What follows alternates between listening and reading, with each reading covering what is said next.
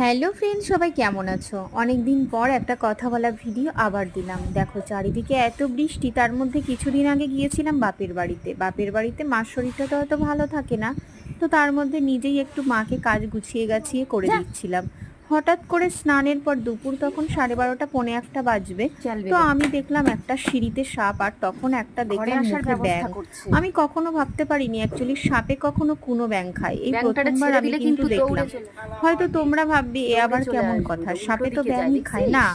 আমি জানতাম, ছোটবেলা থেকেই পড়েছি যে এই যা। সোনা ব্যাঙই কিন্তু সাপ আহার করে।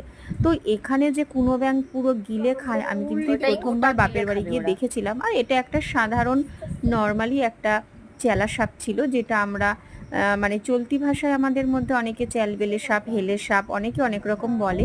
তো এই জিনিসটা দেখে কিন্তু আমি একটু অবাকই হয়েছিলাম, আর আমি ক্যামেরাটা অনেকটা কাছে থেকেই নিয়েছিলাম, কারণ এই সাপগুলো অতটা ভয়ের কিছু হয় না। কিন্তু জিনিসটা দেখে একটু অবাকই হয়েছিলাম। সরে যা, সরে যা, সরে কেমন যা। ছেড়ে আছো দিলে সবাই? পরে দৌড়ে অবশ্যই গায়ের মধ্যে কমেন্ট করো।